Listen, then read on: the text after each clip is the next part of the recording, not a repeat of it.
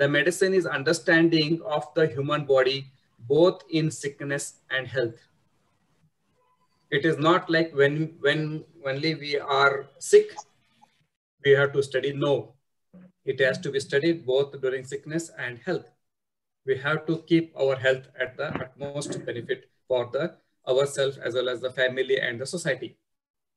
As I mentioned, the oldest health systems in India are Charaka Samhita, that is dealt with the medicine, Shushrusha Samhita, that with the surgical branches of then in Ayurveda, and Ayurveda. So Ayurveda basically means, Ayu means life and Veda means knowledge. So most of the words that we come across in the medical field are either from the Sanskrit, very much Indian subject, and from the Greek. I just like to know from all of you that you are going to become a doctor after 5 years. There's a system where you're going to join. Does anybody know what's the meaning of doctor? Anybody can answer what's the meaning of a doctor? Mute, unmute, madam. Yes, anybody knows what's the meaning of a doctor? Yes. The person who can save life. Okay, the person who can save life. Okay. Anybody else? Who can differentiate formula normal. Okay. See again. Yes. Anybody else? Yes.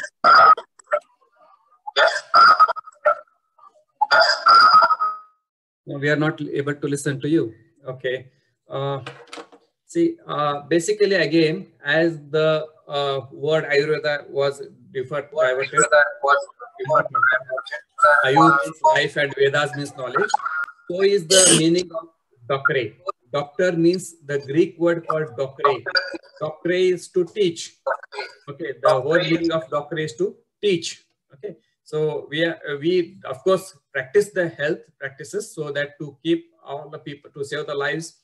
And the most important thing that happens is we teach how to save life. So my teachers taught me how to be a doctor, how to be helpful to society, how to be a good human being.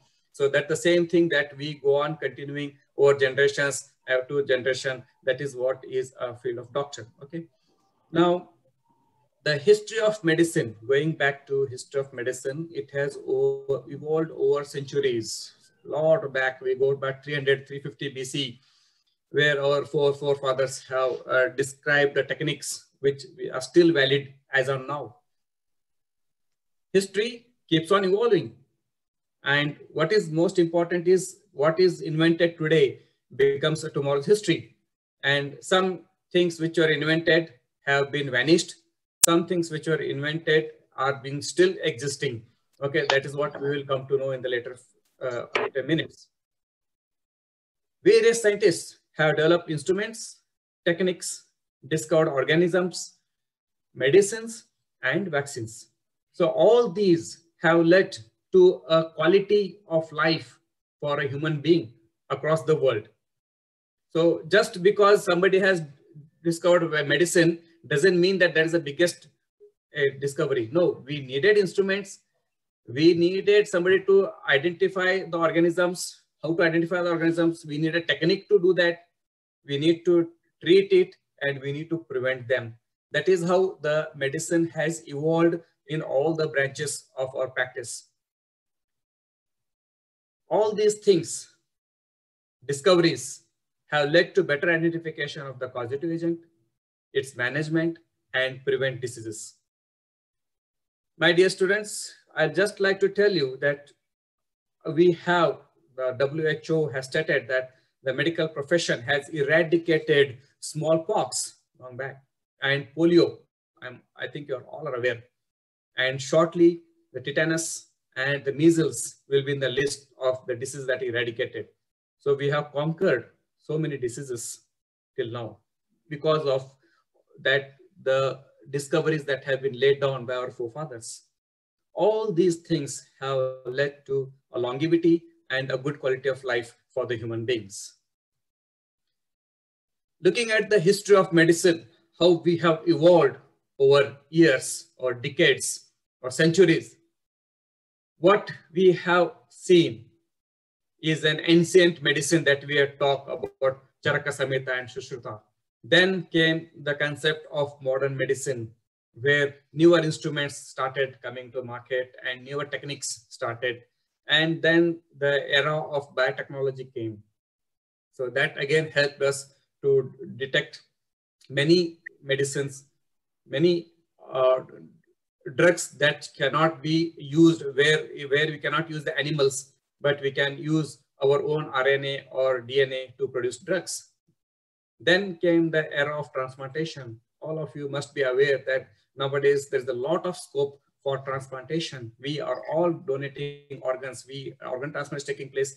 Knee joint transplant is taking place. So many organs are being transplanted. That is the era now where we are heading. Presently, regeneration medicine is taking the concept. We are creating the tissues. We are doing stem cell transplantation. So the medicine has grown up from ancient to regeneration medicine. We are creating organs in the laboratory. Maybe by the time you come out as a practitioner or a doctor, maybe some organs will be available. Maybe the blood is available, artificial blood is available for donation. So that is how the things are moving. And nowadays, we all talk about artificial intelligence, wherein the concept of diseases identification is made much more simplified. All these things have been practiced with due respect to ethics and high standards. Of course, there was some incident of unethical practice earlier, but now all these things which we are evolving for the benefit of the humanity or human beings, prevent the diseases in human beings, standard procedures are followed and high ethics are being regarded in this field. We'll go back to our own culture where Sushruta and Charaka, there's the photos that have been shown. I think most of you must have seen these photographs when you were in science college. So they have contributed immensely to the growth of medicine in India. And the surgical procedures where Charaka Samhita was, Sushruta was to do, the medicines that they have written long back are still valid nowadays too in this digital era. So we cannot ignore our own ancestors that have laid a foundation stone for the growth of the medicine in our own country. Till the British people came to India, the Ayurveda was followed throughout India. Then we started having modern medicine, or what is called as English medicine. And that started because of the Britishers that have ruled us. Of course, it has some advantages and disadvantages too, but we cannot ignore what our ancestors have laid the foundation stone for all of us. The Sushruta Samhita, who was dealing with the surgical branches, in their literature, they have mentioned 300 types of operations and 125 surgical instruments were used at that time. They did perform amputations, cesarean section, and cranial surgeries then. Okay, and Sushruta, as early as in 600 BC, used cheek skin to perform plastic surgery, which has been now known to the world, and they acknowledge it. The plastic surgery, the credit of first plastic surgery goes to Indian doctors, then especially by Sushruta. So that is the impact of our ancestors that they have contributed to the growth of medicine in our country. Nagarjuna is also known chiefly for his doctrine, the Madhyamaka. So he has written plenty of medical works, especially in his book titled 100 Prescriptions and the Precious Collections, wherein he has mentioned about how to manage the diseases with the use of herbs and the roots of the trees that were available then in the forest. My dear students, India has a unique distinction of having 6 recognized systems of medicine: Ayurveda, Siddha, Unani, Yoga, Naturopathy, and Homeopathy. All they have established under, of course, they are now working under Ayush department. I have all of you are aware of that. All these systems comes under Ayush system. And as a student of a modern medicine or an English medicine, allopathic medicine, we all belong to allopathic medicine. We should and must know everything about our own system. At the meantime, we should not degrade or ignore the positive aspect of our own altered system of medicine. We should have the respect for it. Though we don't practice it, it has its own pros and cons. So looking at around the world, what happened over centuries, Chinese medicine, the doctors in China and scientists were all more dependent on the herbs and herbal medicine as a part of curing the diseases in their country. Japan, they borrowed the knowledge from China. They sent their doctors and scientists to the China to get trained and come back and practice. So that effect of Chinese medicine is still evident in Japan. Arab countries, they have translated all those books written in Europe, China into the Arabian language, and they grown up with their health system for decades.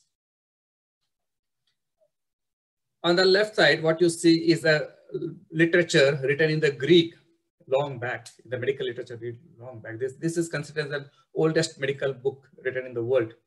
Okay, and what is written in the Sanskrit was way back in 13th century, the 2-page book that has been written. Okay, so this was written in 13th century. Of course, original thing was written in 11th century by a Bengali author, but it was later translated and made public so that the people who are interested can understand and follow the system of medicine. Coming back to the scientists, as I mentioned, Hippocrates, he is considered as the father of medicine. All the fields, he never discovered things, but he had the sense that these symptoms produces is the concept of this disease. He told pneumonia, what we talk about pneumonia now, he has mentioned pneumonia long back in 460 BC, when even there was no X-ray, there was no microscope. He has mentioned the symptoms what a patient with pneumonia can have. This is the greatest thing our ancestors had for us. And he also had proposed a Hippocratic oath. Instead, we can call it as an ethical code or ideal code of conduct for all of the doctors we are practicing modern medicine. So he is aptly called father of modern medicine. Galen, after that, he influenced the development of various scientific disciplines, including anatomy, physiology, pathology, pharmacology, and neurology. I hope you have heard about Aristotle. He also studied the entire world of living things. He started from the small organisms, bacteria, to the human beings, and he led to the foundation of comparative anatomy and embryology. So these are the scientists who have given a lot of research into the field of anatomy, physiology, and embryology, which are the 3 common subjects of first year subjects for you all the moment you enter our college. Coming back to the medical schools, yes, they were there even in 300 BCE. Alexandria, the place where a famous medical school was established long back. Even Aristotle worked in this area. Our college, Calcutta Medical College in India, was the first to be established in 1835. In India, the first medical college that came was Kolkata, in Kolkata, and that was started by Lord William Bentinck, then the Governor General of India at that time. And as I mentioned you in the first slide itself, that our medical college started in 1986 in this part of North Karnataka. Now, the scientists have also found what are the causes, common causes in the human body that leads to disease. So any deviation from good health, we call it as a disease. So what are the reasons for these diseases? So what has been described in Greek as black bile, yellow bile, blood, and phlegm, that is sputum. These are 4 humors or fluids. Any disturbance in this will lead to a disease. Similarly, even Ayurveda, in Ayurveda it is mentioned Vata, Pitta, Kapha. So again, the yellow bile, Kapha means sputum, so phlegm. So whenever the patient or the person is having these symptoms, that he is having Kapha, so that means he has a disease in the lungs. So Pitta, so the disease of Pitta Kosha, gallbladder, has been described way long back in our Ayurveda system. And basically these 4 fluids govern and control the basic psychobiological functions of the biology of our body. And if they are disturbed, then the system, what is called as the physiology, goes into the pathology, and then it becomes a disease. I'll just share a photograph wherein the human have been exposed to the plague. Many times we have, humanity has suffered from various epidemics and pandemics so far. And the existing corona is not a new thing that we are having, but it's the first time that corona has affected in the pandemic scale. Our humanity were not struck by a plague then, long back. The doctors used to visit the wards and look at them, the costume that they were wearing. Okay, they were wearing the gloves, they were wearing the shoes, look at the cap, the mask that we're wearing.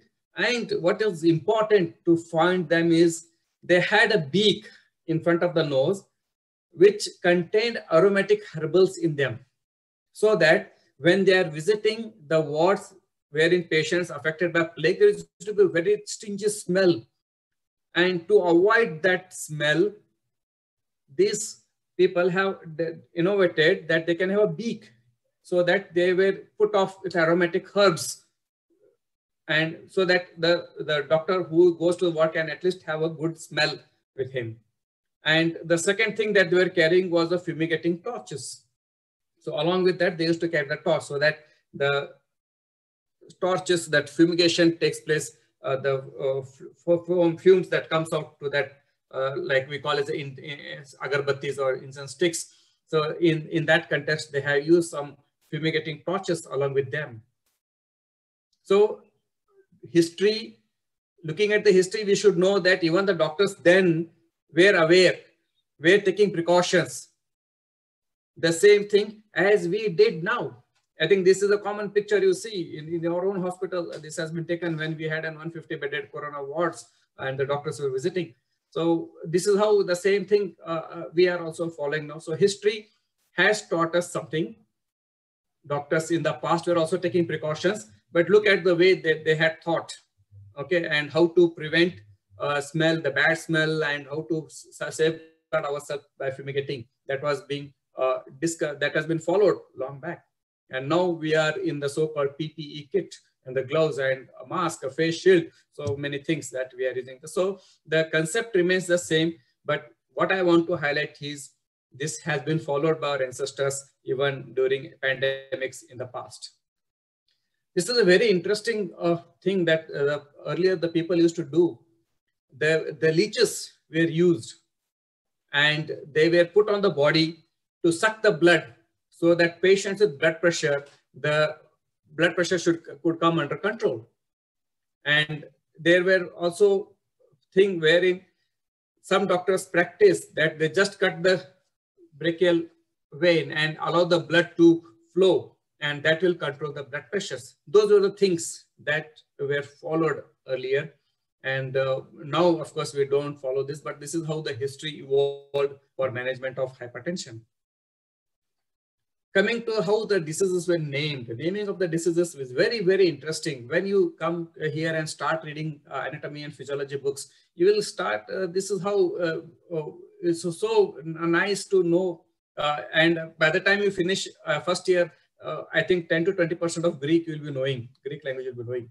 So the meaning of all the name that have given, it's a meaning. Now, most of the medical words have either come from the Greek language or from the Sanskrit language. Okay, so whole of the medicine that you are going to study in next 5.5 years is full of Greek and Sanskrit. So that will give you the impetus that how this word came. For example, malaria. So malaria has, the malaria in the Greek means bad air. Bad, mal means bad, area, air. So that's how the name has come. And that will give us to identify the concept of their thinking at that time. And diseases are named depending upon the place where it is first described. And in some diseases are named by the scientist who has discovered it or described it. Okay, so the naming of diseases or the muscles or the any system of the body that has taken place is either because of the Greek meaning of it, it has a Sanskrit meaning to it, or the place where it has been discovered, or the scientist who has discovered it. Accordingly, the names have been given. And we all believe in the goddess. Of course, we pray for the better health of all our patients. So in India, it was a god we believed was the Dhanvantari. Still now we practice. The Dhanvantari has 4 hands. I think you can see what are the importance of those. So was the Greek. So Asclepius and Hygeia. So the Hygeia was his daughter, and hygiene, the word hygiene, what we are talking about, hand hygiene and all those things, all these days, hygiene, the word came from the daughter of Greek god Asclepius, whose daughter's name was Hygeia. So that means hygiene, the good hand or the safe hand or the clean hands. Now coming to the inventions. So the first time stethoscope was invented in 1816 by Laennec. See, earlier physicians used to listen to the chest, the sounds in the chest, by putting their ears to the body. So what happened was there was a lot of infectious process that was spreading from the patient to a doctor because they were going very close to them. Then it was Laennec who discovered a rod who can even just keep over the chest wall and listen. So this created a distance. Now that is a history. What happened later? Then came a stethoscope. Okay, we are all using this stethoscope. Then came a digital. Now this digital era, you have to just keep on the chest wall. It will show what are the ECG markings. It can even produce the sounds that the heart is beating, lub dub, or the murmurs, that abnormal sounds that they're having can be heard. So that is the evolvement of the history of the instrument. Louis Pasteur, he described germ theory, and it was he who identified so many infectious diseases agents and named them using the microscopic organisms. Robert Koch, he identified the specific causative agents, especially for the tuberculosis, cholera, and anthrax. Of course, anthrax we don't see much, cholera very, very less, but still the tuberculosis is being seen rampantly. And of course, for which he was awarded even the Nobel Prize.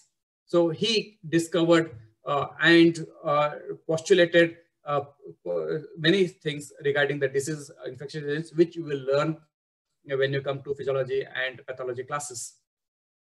The discovery of X-ray by Röntgen. He discovered X-ray. He was a physicist. He was not a medical doctor. He was a physicist.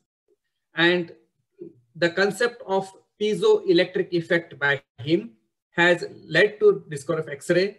Later, the other scientists took this concept and led to development of CT scan.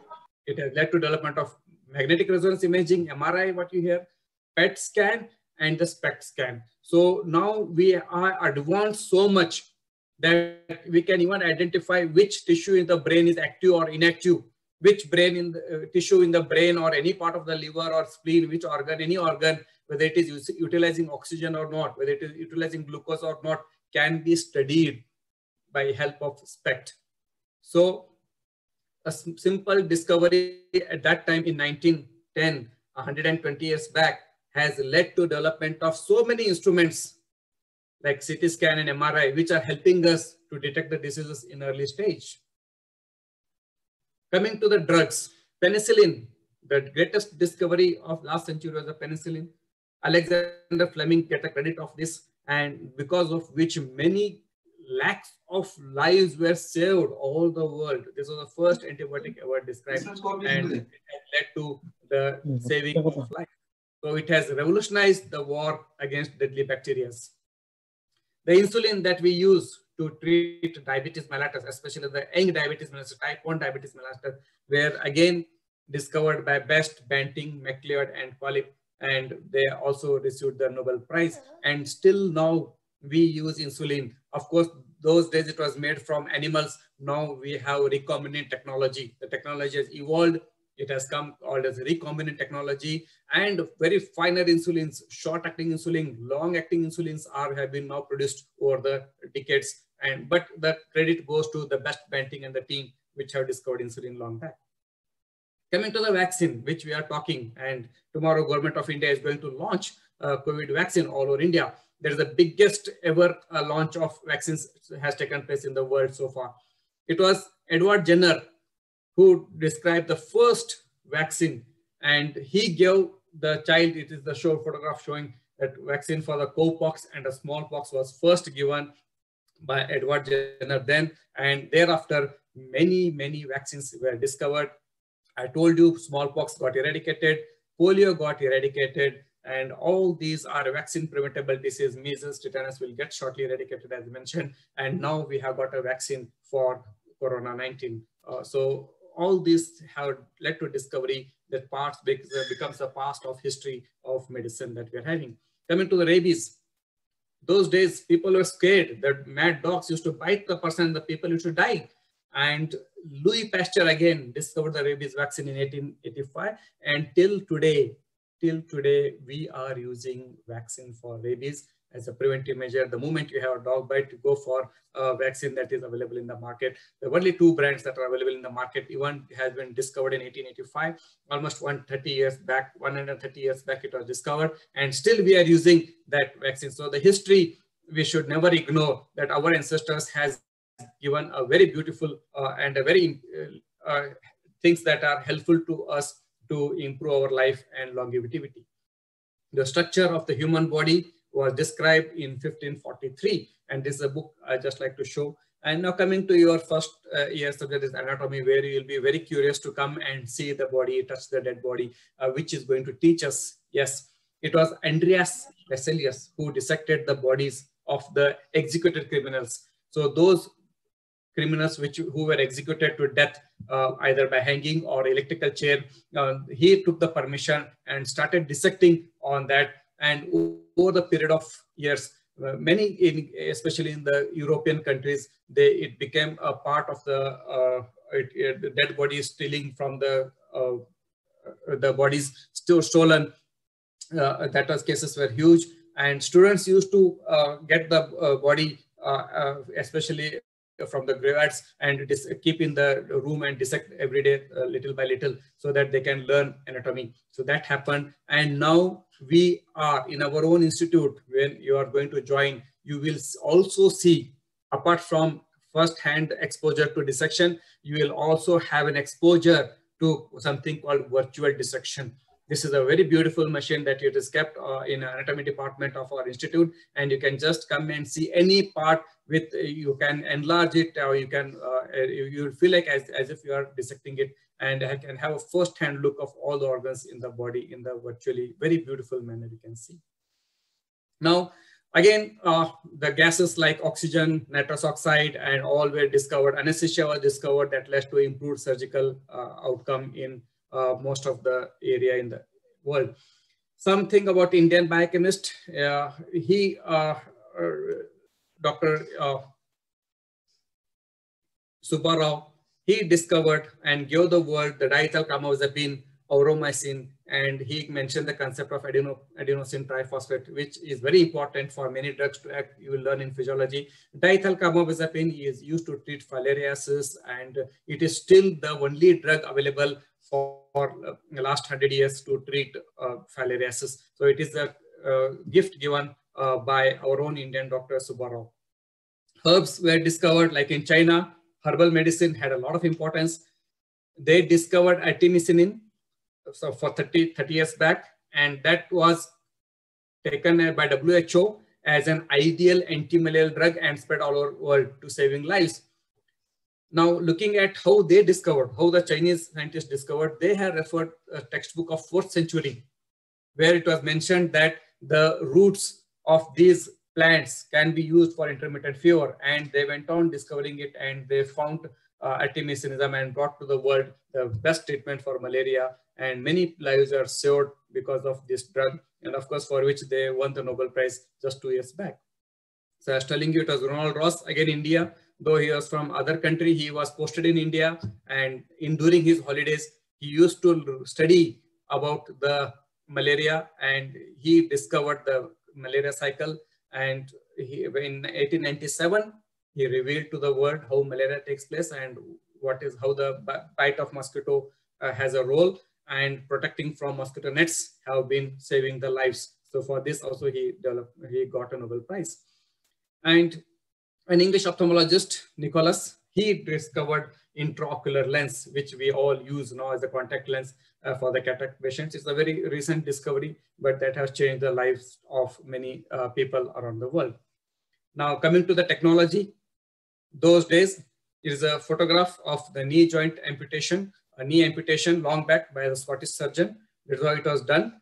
And that cloths were tied and all those things. Now we have moved way forward from better techniques, improved techniques, and now we are going for a robotic assisted surgery. Robotic assisted surgery is now being taken in many premier institutes in India.